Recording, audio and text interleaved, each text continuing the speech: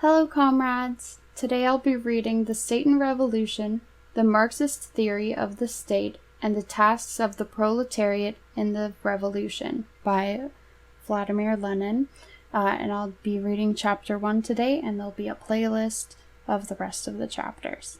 Alright, so Chapter 1, Class, Society, and the State. 1. The State, a product of the irreconcilability of class antagonisms. What is happening now to Marx's theory has, in the course of history, happened repeatedly to the theories of revolutionary thinkers and leaders of oppressed classes fighting for emancipation.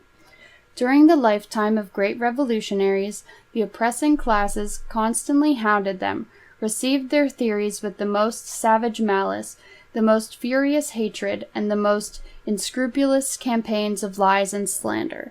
After their death, attempts are made to convert them into harmless icons, to canonize them, so to say, and to hallow their names to a certain extent for the consolation of the oppressed classes, and with the object of duping the latter, while at the same time robbing the revolutionary theory of its substance, blunting its revolutionary edge, and vulgarizing it. Today, the bourgeoisie and the opportunists within the labor movement concur in this doctoring of Marxism. They admit, obscure, or distort the revolutionary side of this theory, its revolutionary soul. They push to the foreground and extol what is or seems acceptable to the bourgeoisie. All the social chauvinists are now quote-unquote Marxists, in brackets, don't laugh. And more frequently, German bourgeois scholars, only yesterday specialists of the annihilation of Marxism, are speaking of the quote-unquote national German Marx, who they claim educated the labor unions which are so splendidly organized for the purpose of waging a predatory war. In these circumstances, in the view of the unprecedentedly widespread distortion of Marxism, our prime task is to re-establish what Marx really taught on the subject of the state. This will necessitate a number of long quotations from the works of Marx and Engels themselves.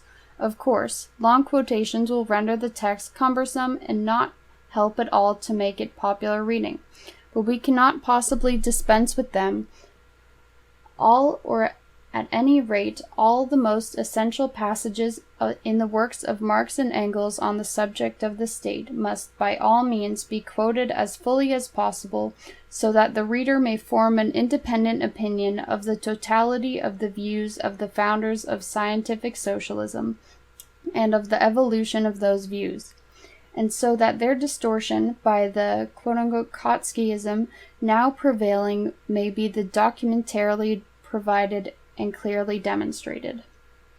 Let us begin with the most popular of Engels' works, The Origin of the Family, Private Property, and the State, the 6th edition of which was published in the Stuttgart as far back as 1894.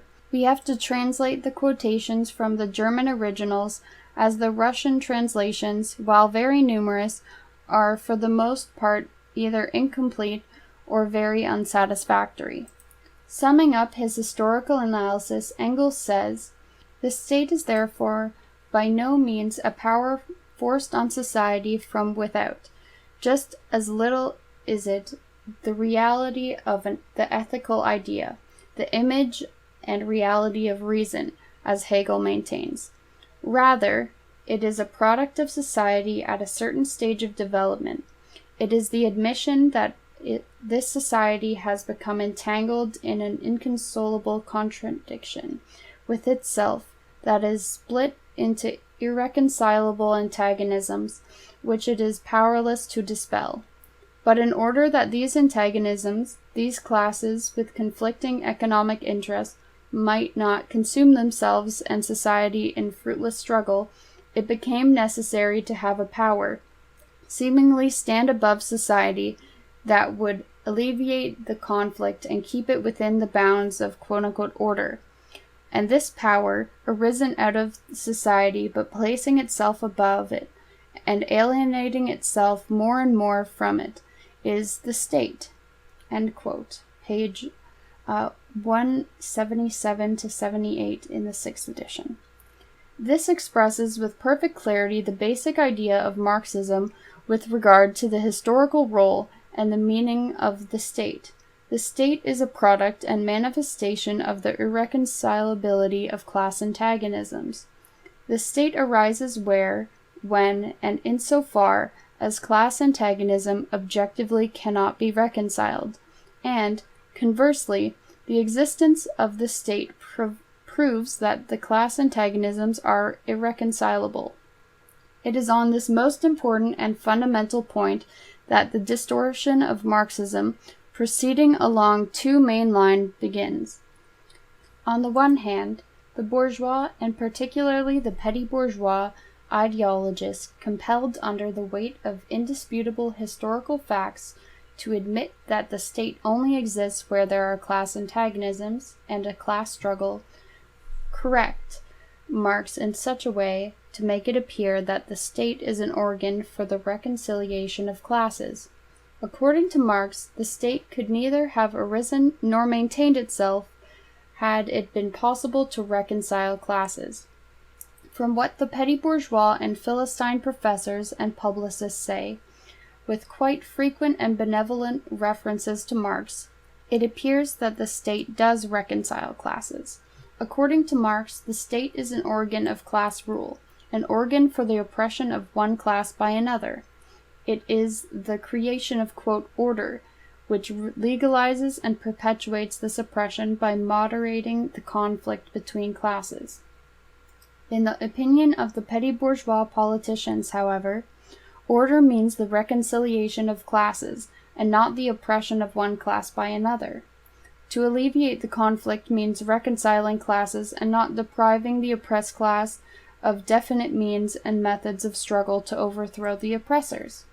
For instance, when in the Revolution of 1917 the question of the significance and role of the state arose in all its magnitude and as practical question demanding immediate action, and moreover action on a mass scale, all the social revolutionaries and Mensheviks descended at once to the petty bourgeois theory that the quote-unquote state quote-unquote reconciles classes.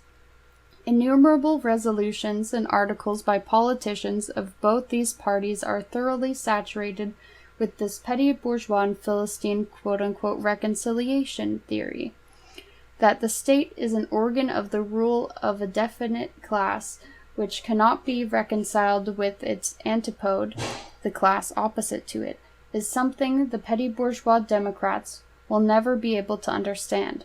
Their attitude to the state is one of most striking manifestations of the fact that our socialist revolutionaries and Mensheviks are not socialists at all, in brackets, a point that we Bolsheviks have always maintained, but petty bourgeois Democrats using near-socialist phraseology.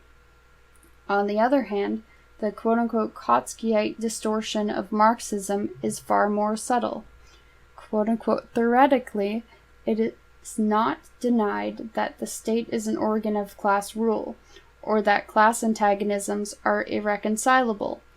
But what is overlooked or glossed over is this.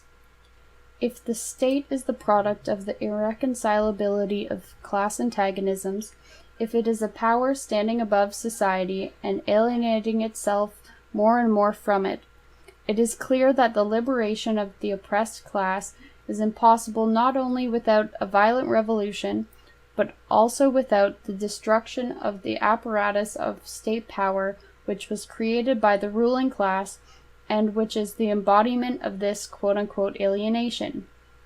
As we shall see later, Marx very explicitly drew this theoretically self-evident conclusion on the strength of a concrete historical analysis of the tasks of the revolution, and, as we shall show in detail further on, it is this conclusion which Kautsky has quote-unquote forgotten and distorted. Part 2 of Chapter 1, Special Bodies of Armed Men, Prisons, etc. Engels continues, in quotes, as distinct from the old, gentle, tribal clan order, to the state first divides its subjects according to territory, end quote. This division seems quote-unquote natural to us, but it costs a prolonged struggle against the old organization according to generations or tribes. Open quote. The second distinguishing feature is the establishment of a public power which no longer directly coincides with the population organizing itself as an armed force. This special public power is necessary because a self-acting armed organization of the population has become impossible since the split into classes. This public power exists in every state. It consists not merely of armed men, but also of material adjuncts, prisons, and institutions of coercion of all kinds, of which gentle clan society knew nothing. End quote. Engels elucidates the concept of the quote-unquote power which is called the state, a power which arose from the society, but places itself above it and alienates itself more and more from it. What does this power mainly consist of? It consists of special bodies of armed men having prisons, etc. at their command. We are justified in speaking of special bodies of armed men because the public power, which is an attribute of every state, quote-unquote, does not directly coincide with the armed population, with its, quote, self-acting armed organization, end quote. Like all great revolutionary thinkers, Engels tries to draw the attention of class-conscious workers to what prevailing Philistinianism regards as at least worthy of attention, as the most habitual thing, hallowed by prejudices that are not only deep-rooted, one might say, petrified. A standing army and police are the chief instruments of state power, but how can it be otherwise? From the viewpoint of the vast majority of Europeans of the end of the 19th century, whom Engels was addressing, and who had not gone through or closely observed a single great revolution, it could have been otherwise. They could not understand at all what a quote-unquote self-acting armed organization of the population was. When they asked why it became necessary to have special bodies of armed men placed above society and alienating themselves from it, in brackets, police and a standing army, the West European and Russian Philistines are inclined to utter a few phrases borrowed from Spencer of Michalvisky to refer to the growing complexity of social life, the differentiation of functions, and so on. Such a reference seems quote-unquote scientific and effectively lulls the ordinary person to sleep by obscuring the important and basic fact, namely, the split of society into irreconcilable antagonistic classes. Were it not for this split, the quote-unquote self-acting armed organization of the population would differ from the primitive organization of a stick-wielding herd of monkeys, or of the primitive men, or of men united in clans by its complexity, its high technical level, and so on. But such an organization would still be possible. It is impossible because civilized society is split into antagonistic and, moreover, irreconcilably antagonistic classes whose quote-unquote self-acting army would lead to an armed struggle between them. The state arises, a special power is created, special bodies of armed men, and every revolution, by destroying the state apparatus, shows us the naked class struggle, clearly shows us how the ruling class strives to restore the special bodies of armed men which serve it, and how the oppressed class strives to create a new organization of this kind, capable of serving the exploited instead of the exploiters. In the above argument, Engels raises theoretically the same very question which every great revolution raises before us in practice, palpably, and what is more on a scale of mass action, namely the question of the relationship between the special bodies of armed men and the self-acting armed organization of the population. We shall see how this question is specifically illustrated by the experience of the European and Russian revolutionaries. But to return to Engels' exposition. He points out that sometimes, in certain parts of North America, for example, this public power is weak. In brackets, he has in mind a rare exception in capitalist society and those parts of North America in its pre-imperialist days where the free colonialists predominated. End bracket. But that, generally speaking, it grows stronger. Open quote. It, the public power, grows stronger, however, in proportion as class antagonisms with the state become more acute, and as adjacent states become larger and more populous. We have only to look at our present-day Europe, where class struggle and rivalry and conquest have tuned up the public power to such a pitch that it threatens to swallow the whole of society and even the state. End quote. This was written not later than the early 19th of the last century. Engels' last preface being dated June 16, 1891. The turn towards imperialism, meaning the complete domination of the trusts, the omnipotence of the big banks, a grand-scale colonial policy, and so forth, was only just beginning in France, and was even weaker in North America and in Germany. Since then, the, quote, rivalry in conquest, end quote, has taken a gigantic stride, all the more because by the beginning of the second decade of the 20th century, the world has been completely divided up among these rivals in conquest, i.e., among the predatory great powers. Since then, military and naval armaments have grown fantastically, and the predatory war of 1914 to 17 for the domination of the world by Britain or Germany for the division of the spoils has brought the, quote, swallowing of all the forces of society by the rapacious state power close to complete catastrophe.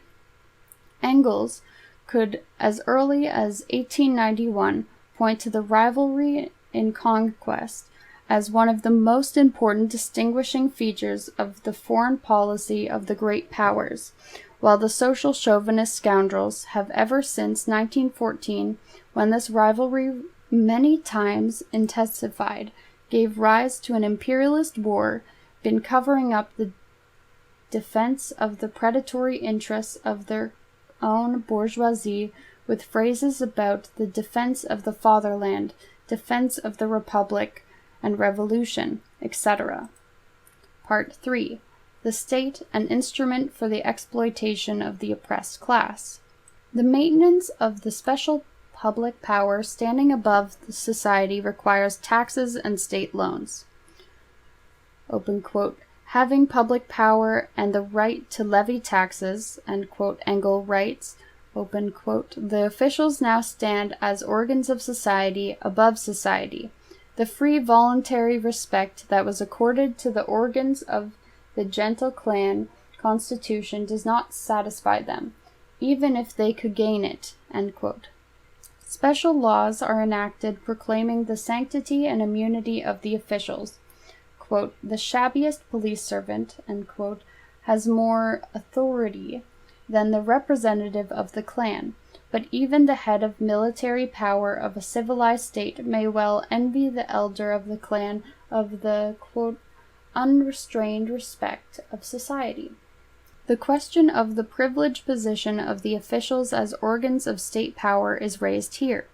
The main point indicated is, what is it that places them above society? We shall see how this theoretical question was answered in practice by the Paris Commune in 1871, and how it was obscured from a reactionary standpoint by Kautsky in 1912. Open quote. Because the state arose from the need to hold class antagonisms in check, but because it arose at the same time in the midst of the conflict of these classes, it is, as a rule, the state of the most powerful economically dominant classes, which through the medium of the state becomes also the politically dominant class, and thus acquires new means of holding down the exploiting the oppressed class. The ancient and feudal states were organs for the exploitation of the slaves and serfs. Likewise, quote, the modern representative state is an instrument of exploitation of wage labor by capital. By this way of exception, however, periods occur in which the warring classes balance each other so nearly that the state power as ostensible mediator acquires, for the moment, a certain degree of independence of both. End quote. Such were the absolute monarchies of the 17th and 18th century, the Bonapartism of the First and Second Empires in France, and the Bismarck regime in Germany. As such, we may add, is the Kerensky government in Republican Russia, since it began to persecute the revolutionary proletariat, at a moment when, owing to the leadership of the petty bourgeois Democrats, the Soviets have already become impotent, while the bourgeois are not yet strong enough to simply disperse them. In a democratic republic, Engels continues, quote, wealth exercises its power indirectly, but all the more surely, end quote. First, by means of the, quote, direct corruption of officials, end quote. Secondly, by means of a, quote, alliance of the government and stock exchange, end quote, France and America. At present, imperialism and the domination of the banks, quote-unquote, developed into an exceptional art, both these methods of upholding and giving effect to the omnipotence of wealth in democratic republics of all descriptions. Since, for instance, in the very first months of the Russian Democratic Republic, one might say during the honeymoon of the quote-unquote socialist SRs, and the Mensheviks joined in the wedlock of the bourgeoisie, in the coalition government, Mr. Palczynski obstructed every measure intended for curbing the capitalists and maintaining their practices, their plundering of the state by means of war contracts. And since later on Mr. Palczynski, upon resigning from the cabinet and being, of course, replaced by another quite similar Palczynski, was quote-unquote rewarded by the capitalists with a lucrative job with a salary of 120,000 rubles per annum. What would you call that? Direct or indirect bribery? An alliance of the government and the syndicates, or merely friendly relations? What role do the Cherdovs, Tseretelis, Akacentevs, and Sokoblevs play? Are they the quote-unquote direct or only the indirect allies of the millionaire treasury looters? Another reason why the omnipotence of quote-unquote wealth is more certain in a democratic republic is that it does not depend on defects in the political machinery or on the faulty political shell of capitalism. A democratic republic is the best possible political shell for capitalism, and therefore, once capital has gained possession of the very best shell, through Palczynski's, Chernov's, Tseretelis, and co., it establishes its power so securely, so firmly, that no change of persons, institutions, or parties in the bourgeois democratic republic can shake it. We must also note that Engels is most explicit in calling universal suffrage as well as an instrument of bourgeois rule. Universal suffrage, he says, obviously taking account for the long experience of German social democracy, is, quote, the gauge of the maturity of the working class. It cannot and never will be anything more in the present-day state, end quote. The petty bourgeois Democrats, such as our socialist revolutionaries and Mensheviks, and also their twin brothers, all the social chauvinists and opportunists of Western Europe, expect just this, quote, more from universal suffrage. They themselves share and instill into the minds of the people the false notion that universal suffrage, quote, in the present-day state, unquote, is really capable of revealing the will of the majority of the working people and of securing its realization. Here, we can only indicate this false notion, only point out that Engels' perfectly clear statement is distorted at every step in the propaganda and agitation of the quote-unquote official, i.e. opportunist, socialist parties. A detailed exposure of the utter falsity of this notion, which Engels brushes aside here, is given in our further account of the views of Marx and Engels on the quote-unquote present-day state. Engels gives a general summary of his views in the most popular of his works in the following words, open quote, "The state, then, has not existed from all eternity. There have been societies that did without it, that had no idea of the state and state power. At a certain stage of economic development, which was necessarily bound up with the split of society into classes, the state became a necessity owing to this split. We are now rapidly approaching a state in the development of production at which the existence of these classes not only will have ceased to be a necessity, but will become a positive hindrance to production. They will fall as they arose at an earlier stage. Along with them, the state will inevitably fall. Society, which will reorganize production on the basis of a free and equal association of the producers, will put the whole machinery of the state where it will then belong, into a museum of antiques, by the side of the spinning wheel and the bronze axe." End quote. We do not often come across this passage in the propaganda agitation of literature of the present-day social democrats. Even when we do come across it, it is mostly quoted in the same manner as one bows before an icon, i.e., it is done to show official respect for Engels, and no attempt is made to gauge the breadth and depth of the revolution that is relegating of the whole machinery of the state to a museum of antiques implies. In most cases, we do not even find an understanding of what Engels calls the state machine. Part 4. The quote, "withering away of the state and violent revolution." Engels' words regarding the quote, "withering away of the state" are so widely known, they are often quoted, and so clearly reveal the essence of the customary adaptation of Marxism to opportunism that we must deal with them in detail. We shall quote the whole argument from which they are taken. Open quote, "The proletariat seizes from state power and turns the means of production into state property to begin with, but thereby abolishes itself as the proletariat abolishes all class distinctions and class antagonisms, and abolishes also the state as state. Society thus far, operating amid class antagonisms, needed the state, that is, an organization of the particular exploiting class, for the maintenance of its external condition of production, and therefore especially for the purpose of forcibly keeping the exploited class in the conditions of oppression determined by the given mode of production, in brackets slavery, serfdom, or bondage, wage labor. The state was the official representative of society as a whole, its concentration in a visible corporation.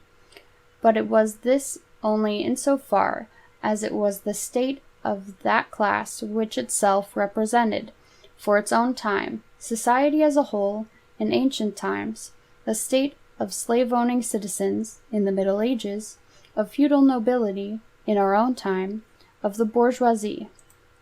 When it last becomes the real representative of the whole society, it renders itself unnecessary. As soon as there is no longer any social class to be held in subjugation, as soon as class rule and the individual struggle for existence based upon the present anarchy in production, with the collisions and excesses arising from this struggle are removed, nothing more remains to be held in subjugation, nothing necessitating a special coercive force, a state. The first act by which the state really comes forward as the representative of the whole society, the taking possession of the means of production, namely of society, is also its last independent act as a state. State interference in social relations becomes, in one domain after another superfluous, and then dies down of itself. The government of persons is replaced by the administration of things, and by the conduct of processes of production. The state is not quote-unquote abolished, it withers away. This gives the measure of the value of the phrase, quote, a free people's state, unquote, both as to its justifiable use for a long time from the agitational point of view, and as so to its ultimate scientific insufficiency, and also of the so-called anarchists, demanding that the state be abolished overnight. End quote. Huygens Düring's Revolution in Science, Anti-Düring, pages 301 to 303, third German edition. It is safe to say that of this argument of Engels, which is so remarkably rich in ideas, only one point has become an integral part of socialist thought among modern socialist parties, namely, that according to Marx, the state, quote-unquote, withers away, as distinct from the anarchist doctrine of the abolition of the state. To prune Marxism to such an extent means reducing it to opportunism, for this quote-unquote interpretation only leaves a vague notion of a slow, even gradual change, of absence of leaps and storms, of absence of revolution. The current widespread popular, if one may say so, conception of the quote-unquote withering away of the state undoubtedly means obscuring, if not repudiating, revolution. Such an interpretation, however, is the crudest distortion of Marxism, advantageous only to the bourgeoisie. In point of theory, it is based on disregard for the most important circumstances and considerations indicated in, say, Engels' quote-unquote summary argument we have just quoted in full. In the first place, at the very outset of his argument, Engels says that in seizing state power, the proletariat thereby, quote, abolishes the state as the state, end quote. It is not done to ponder over the meaning of this. Generally, it is either ignored altogether or is considered to be something in the nature of, quote, Hegelian weakness, end quote, on Engels' part. As a matter of fact, however, these words briefly express the experience of one of the greatest proletarian revolutions, the Paris Commune of 1871, of which we will speak in greater detail in its proper place. As a matter of fact, Engels speaks here of the proletarian revolution, quote-unquote, abolishing the bourgeois state, while the words about the state withering away refer to the remnants of the proletarian state after the socialist revolution. According to Engels, the bourgeois state does not, quote-unquote, wither away, but it is, quote-unquote, abolished by the proletariat in the course of the revolution. What withers away after this revolution is the proletarian state, or semi-state. Secondly, the state is a quote-unquote special corrosive force. Engels gives the splendid and extremely profound definition here with the utmost lucidity, and from it follows that the special corrosive force for the suppression of the proletariat by the bourgeoisie of millions of working people by the handfuls of the rich must be replaced by a special coercive force for the suppression of the bourgeoisie by the proletariat, the dictatorship of the proletariat. This is precisely what is meant by the abolition of the state as the state. This is precisely the quote-unquote act of taking possession of the means of production in the name of society, and it is self-evident that such a replacement of one bourgeois special force by another proletarian special force cannot possibly take place in the form of quote-unquote withering away. Thirdly, in speaking of the state quote-unquote withering away, and even more graphic and colorful, quote, dying down of itself, end quote, Engels refers quite clearly and definitively to the period after, quote, the state has taken possession of the means of production in the name of the whole society, end quote. That is, after the socialist revolution.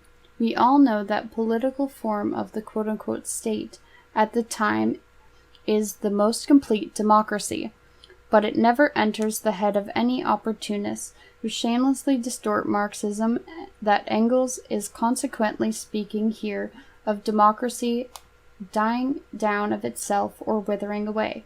This seems very strange at first sight, but is quote-unquote incomprehensible only to those who have not thought about democracy also being a state and consequently also disappearing when the state disappears. Revolution alone can, quote, abolish the bourgeois state. The state in general, i.e., the most complete democracy, can only, quote unquote, wither away. Fourthly, after formulating his famous proposition that the state withers away, Engels at once explains specifically that this proposition is directed against both the opportunists and the anarchists. In doing this, Engels puts in the forefront that the conclusion drawn from the proposition that the quote-unquote state withers away, which is directed against the opportunists. One can wager that out of every 10,000 persons who have read or heard about the quote-unquote withering away of the state, 9,990 are completely unaware or do not remember that Engels directed his conclusions from that proposition not against anarchists alone, and of the 10 remaining, probably 9 do not know the meaning of a quote-unquote free people state, or why an attack on this slogan means an attack on opportunists. This is how history is written. This is how a great revolutionary teaching is imperceptibly falsified and adapted to prevailing Philistinianism. The conclusion directed against the anarchists has been repeated thousands of times. It is vulgarized and rammed into people's heads in the shallowest forms, and has acquired the strength of a prejudice, whereas the conclusion directed against the opportunists has been obscured and quote-unquote forgotten. The quote-unquote free people's state was program, demand, and catchword current among the German Social Democrats in the 70s. This catchword is devoid of all political context except that it describes the concept of democracy in a pompous Philistine fashion, insofar as it hinted in the legally permissible manner at a democratic republic. Engels was prepared to quote-unquote justify its use for a time from an agitational point of view. But it was an opportunist catchword, for it amounted to something more than prettifying bourgeois democracy, and was also failure to understand the socialist criticism of the state in general. We are in favor of a democratic republic as best form of state for the proletariat under capitalism, but we have no right to forget that wage slavery is the lot for the people even in the most democratic bourgeois republic. Furthermore, every state is a quote-unquote special force for the suppression of the oppressed class. Consequently, every state is not quote-unquote free and not a quote-unquote people state. Marx and Engels explained this repeatedly to their party comrades in the 70s. Fifthly, the same work of Engels, whose arguments about the withering away of the state everyone remembers, also contains an argument of the significance of violent revolution. Engels' historical analysis of its role becomes a veritable panegyric on violent revolution. This, quote, no one remembers, end quote. It is not done in modern socialist parties to talk or even think about the significance of this idea, and it plays no part whatever in their daily propaganda and agitation among the people. And yet it is inseparably bound up with the quote-unquote withering away of the state into the harmonious whole. Here is Engels' argument. Quote, that force, however, plays yet another role, other than that of the diabolical power, in history, a revolutionary role, that, in the words of Marx, it is the midwife of every old society which is pregnant with a new one, that it is the instrument with which social movement forces its way through and shatters the dead, fossilized political forms of this, there is not a word in Herdering. It is only with sighs and groans that he admits the possibility that force will perhaps be necessary for the overthrow of an economy based on exploitation. Unfortunately, because all use of force demoralizes, he says, the person who uses it. And this in Germany, where a violent collision, which may, after all, be forced on the people, would at least have the advantage of wiping out the servility which has penetrated the nation's mentality following the humiliation of the 30 Years' War. And this person's mode of thought, dull, insipid, and impotent, presumes to impose itself on the most revolutionary party that history has ever known. Page 193, Third German edition, Part 2, end of Chapter 4. How can this panegyric on violent revolution, which Engels insistently brought to the attention of German social democrats between 1878 and 1897, i.e., right up to the time of his death, be combined with the theory of the quote-unquote withering away of the state to form a single theory? Usually the two are combined by the means of eclecticism, by an unprincipled or sophistic selection made arbitrarily, or to please the powers that be, of first one, then another argument, and in 99 cases out of 100, if not more, it is the idea of the quote-unquote withering away that is placed in the forefront. Dialectics are replaced by eclecticism. This is the most usual, the most widespread practice to be met with in present-day official social democratic literature in relation to Marxism. This sort of substitution is, of course, nothing new. It was observed even in the history of classical Greek philosophy, in falsifying Marxism in opportunist fashion. The substitution of eclecticism for dialectics is the easiest way of deceiving the people. It gives an illusionary satisfaction. It seems to take into account all sides of the process, all trends of development, all the conflicting influences, and so forth, whereas in reality it provides no integral and revolutionary conception of the process of social development at all. We have already said above, and shall show more fully later, that the theory of Marx and Engels of the inevitability of a violent revolution refers to the bourgeois state. The latter cannot be superseded by the proletarian state, the dictatorship of the proletariat, through the process of quote-unquote withering away, but as a general rule, only through a violent revolution, the panegyric Engels sang in its honor, and which fully corresponds to Marx's repeated statements, see the concluding passage of The Poverty of Philosophy and the Communist Manifesto, with their proud and open proclamation of the inevitability of a violent revolution. See what Marx wrote nearly 30 years later, criticizing the Gotha program of 1875, when he mercilessly castigated the opportunist character of that program. This panegyric is by no means a mere quote-unquote impulse, a mere declamation or polemic sally. The necessity of a system imbuing the masses with this, and precisely this view of violent revolution, lies at the root of the entire theory of Marx and Engels.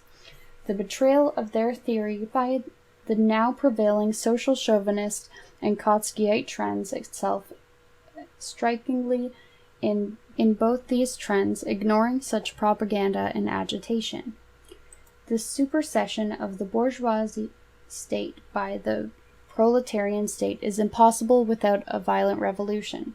The abolition of the proletarian state, i.e., of the state in general, is impossible except through the process of quote-unquote withering away. A detailed and concrete elaboration of these views was given by Marx and Engels when they studied each particular revolutionary situation, when they analyzed the lessons of the experience of each particular revolution. We shall now pass to this, undoubtedly the most important part of their theory. Alright, so that was Chapter 1, and next video will be Chapter 2.